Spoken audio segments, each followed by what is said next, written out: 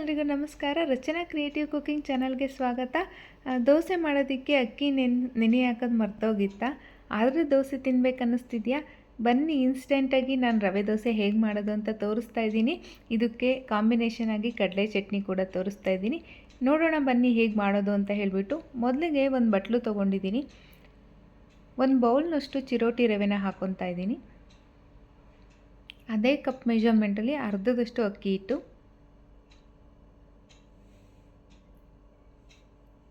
ಅದೇ ಕಪ್ ಮೆಜರ್ಮೆಂಟಲ್ಲಿ ಕಾಲು ಬೌಲ್ನಷ್ಟು ಗೋಧಿ ಹಿಟ್ಟನ್ನು ಸಹ ಹಾಕಿದ್ದೀನಿ. ಒಂದು ಅರ್ಧ ಬೌಲ್ನಷ್ಟು ಹಸಿ ತೆಂಗಿನಕಾಯಿ ತುರಿ, ಸ್ವಲ್ಪ ಕೊತ್ತಂಬರಿ ಸೊಪ್ಪು, ಒಂದು 4ರಿಂದ 5 ಹಸಿಮೆಣ್ಸಿನ್ಕಾಯಿನ ಕಟ್ ಮಾಡಿ ಹಾಕಿದ್ದೀನಿ. ಖಾರ ಜಾಸ್ತಿ ತಿನ್ನೋರು ಇನ್ನೂ ಒಂದೆರಡು ಹಾಕೋಬೋದು. 1 ಇಂಚು ಶುಂಠಿನ ತುರಿದ್ಬಿಟ್ಟು ಹಾಕಿದ್ದೀನಿ. ಸ್ವಲ್ಪ ಇಂಗನ್ನು ಸೇರಿಸಿದ್ದೀನಿ. ನನ್ನ ಹತ್ರ ಗಟ್ಟಿ ಹಿಂಗಿರೋದ್ರಿಂದ ನೀರಲ್ಲಿ ಮಿಕ್ಸ್ ಮಾಡಿ ಹಾಕಿದ್ದೀನಿ. ಪೌಡ್ರು ಕೂಡ ನೀವು ಇಲ್ಲಿ ಬಳಸ್ಬೋದು. ರುಚಿಗೆ ತಕ್ಕಷ್ಟು ಉಪ್ಪು, 1 ಸ್ಪೂನ್ ಜೀರಿಗೆ, ಹಾಗೆ 1 ಸ್ಪೂನ್ ಸೋಂಪು, ಇದಿಷ್ಟನ್ನು ಹಾಕಿ ಇದಕ್ಕೆ ನಾನು ಚಿರೋಟಿ ರವೆ ತೊಗೊಂಡಿದ್ನಲ್ಲ ಅದೇ ಕಪ್ ಮೆಜರ್ಮೆಂಟಲ್ಲಿ ನಾನಿವಾಗ 3 ಕಪ್ನಷ್ಟು ನೀರು ಸೇರಿಸ್ತಾ ಇದ್ದೀನಿ.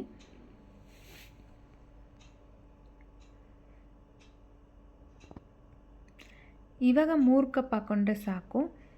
ಆಮೇಲೆ ನಾವು ಇದನ್ನ ಒಂದು ಅರ್ಧ ಗಂಟೆಯಿಂದ ಒಂದು ಮುಕ್ಕಾಲು ಗಂಟೆ ನಾವು ಇದನ್ನ ನೆನೆಸಿಡಬೇಕು. ಅದು ಹೀರ್ಕೊಂಡಿರುತ್ತಲ್ಲ ರವೆ ನೀರನ್ನ, ಆವಾಗ ನಾವು ನೋಡಿಕೊಂಡು ಇನ್ನೂ ಸ್ವಲ್ಪ ನೀರು ಬೇಕಾದರೆ ನಾವು ಆ್ಯಡ್ ಮಾಡ್ಕೊಳ್ಳೋಣ. ಈಗ 3 ಕಪ್ಪು ನೀರನ್ನ ನಾನು ಸೇರಿಸಿದ್ದೀನಿ. ಯಾವುದೇ ಥರ ಗಂಟಿಲ್ದಾಗ ಇದನ್ನ ಮಿಕ್ಸ್ ಮಾಡಿಕೊಂಡು ಒಂದು ಪ್ಲೇಟ್ ಮುಚ್ಚಿಟ್ಬಿಡೋಣ. ಒಂದು ಮುಕ್ಕಾಲು ಗಂಟೆನೇ ಇದರಷ್ಟಲ್ಲಿರಬೇಕಾಗುತ್ತೆ. ಇದಕ್ಕೊಂದು ಚಟ್ನಿ ತೋರಿಸ್ತಾ ಇದ್ದೀನಿ. ಒಂದು ಕಾಲು ಭಾಗ ತೆಂಗಿನಕಾಯಿ ಹೋಳನ್ನ ಹಾಕಿದ್ದೀನಿ. ಒಂದು ಬೌಲ್ನಷ್ಟು ಉರಿಗಡಲೆನೂ ಸಹ ಹಾಕಿದ್ದೀನಿ. ಒಂದು 3 ಹಸಿಮೆಣ್ಸಿನ್ಕಾಯಿ ರೋಸ್ಟ್ ಮಾಡಿರೋದು, ಡ್ರೈ ರೋಸ್ಟ್ ಮಾಡಿ ಹಾಕಿದ್ದೀನಿ. ಒಂದು ಸ್ವಲ್ಪ ಪುದೀನ ಸೊಪ್ಪು, ಸ್ವಲ್ಪ ಕೊತ್ತಂಬರಿ ಸೊಪ್ಪು, ಹಾಗೆ ಒಂದು 1/4 ಇಂಚು ಶುಂಠಿನೂ ಸಹ ಹಾಕಿದ್ದೀನಿ. ಒಂದು 4 ಎಸಳು ಬೆಳ್ಳುಳ್ಳಿ, ಒಂದು ಗೋಲಿ ಗಾತ್ರದ ಹುಣಸೆ ಹಣ್ಣು, ರುಚಿಗೆ ತಕ್ಕಷ್ಟು ಉಪ್ಪು, ಇದೆಲ್ಲ ಗ್ರೈಂಡ್ ಆಗೋಷ್ಟು ನೀರೂ ಸಹ ಸೇರಿಸಿ ನುಣ್ಣಗಿದನ್ನ ರುಬ್ಕೊಂಬರೋಣ. ನೋಡಿ, ಅದಕ್ಕೆ ನಾನು ರುಬ್ಕೊಂಡಿದ್ದೀನಿ. ಒಂದು ಬೌಲ್ಗೆ ಇದನ್ನ ಹಾಕ್ಕೊತೀನಿ. ನೀವಿಲ್ಲಿ ನೋಡ್ಬೋದು, ನಮಗೆ ಹೋಟೆಲಲ್ಲೆಲ್ಲ ಇಡ್ಲಿ ಜೊತೆ ಕೊಡ್ತಾರಲ್ಲ, ಸೇಮ್ ಅದೇ ಥರ ಇರುತ್ತೆ ರುಚಿ. ನಾನೇ ತೋರಿಸಿರೋ ಮೆಥಡಲ್ಲಿ ಮಾಡಿಕೊಂಡ್ರೆ. ಈಗ ಒಂದು ಮುಕ್ಕಾಲು ಗಂಟೆನೇ ಇದು ರೆಸ್ಟಲ್ಲಿತ್ತು. ಈಗ ನೋಡಿ ಸ್ವಲ್ಪ ತಿಕ್ಕಾಗಿದೆ. ಇನ್ನೂ ಒಂದು ಬೌಲ್ನಷ್ಟು ನಾವಿಲ್ಲಿ ನೀರು ಸೇರಿಸ್ಕೊಳ್ಳೋಣ. ಟೋಟಲ್ಲು 1 ಕಪ್ ಚಿರೋಟಿ ರವೆಗೆ ಇಲ್ಲಿ 4 ಕಪ್ ನೀರಾಗಿದೆ.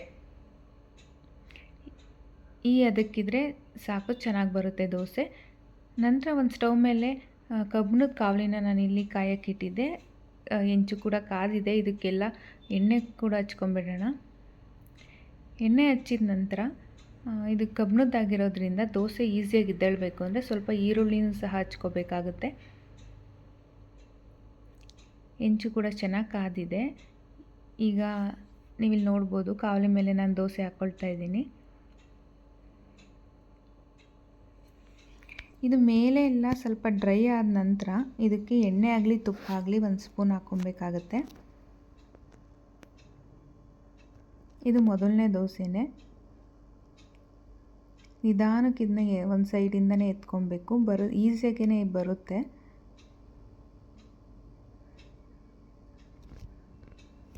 ಚೆನ್ನಾಗಿದು ಬೆಂದಿದ್ರೆ ನಮಗೆ ಸೈಡಲ್ಲೇ ಅದು ಎದ್ದು ಬಂದಿರುತ್ತೆ ಈಸಿಯಾಗಿ. ನೀವಿಲ್ಲಿ ನೋಡ್ಬೋದು, ನಾನು 2 ಕಡೆ ಬೇಯಿಸ್ತಾ ಇಲ್ಲ. ಇದು ಸ್ವಲ್ಪ ಟೈಮ್ ತೊಗೊಳುತ್ತೆ ರವೆ ದೋಸೆ ಬೇಯೋದಕ್ಕೆ. ಒಂದು ಸೈಡ್ ಬೇಯಿಸಿದ್ರೇ ಸಾಕು. ಬೇಕನ್ನೋರು 2 ಸೈಡ್ ರೋಸ್ಟ್ ಮಾಡ್ಕೋಬೋದು. ಈಗ ಸೇಮ್ ಮೆಥಡಲ್ಲಿ ಇನ್ನೊಂದು ಸತಿ ಈರುಳ್ಳಿನೂ ಸಹ ಹಚ್ಕೊಂಡು ಅದೇ ಥರ ಇನ್ನೊಂದು ದೋಸೆ ಹಾಕ್ಕೊತೀನಿ.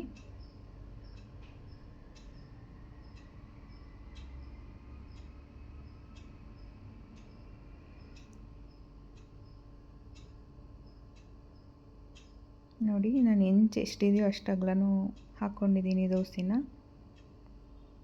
ಸೇಮ್ ಅದೇ ಥರ ಮೇಲೆಲ್ಲ ಸ್ವಲ್ಪ ಡ್ರೈ ಆದಮೇಲೆ ನಾವು ತುಪ್ಪ ಆಗಲಿ ಎಣ್ಣೆ ಆಗಲಿ ಹಾಕ್ಕೊಬೇಕಾಗುತ್ತೆ.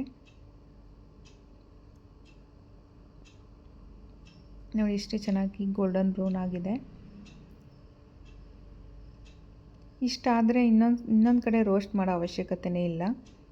ಇದು ಸ್ವಲ್ಪ ನಾರ್ಮಲ್ ದೋಸೆಗಿಂತ ಟೈಮ್ ತೊಗೊಳುತ್ತೆ ಬೇಯೋದಕ್ಕೆ.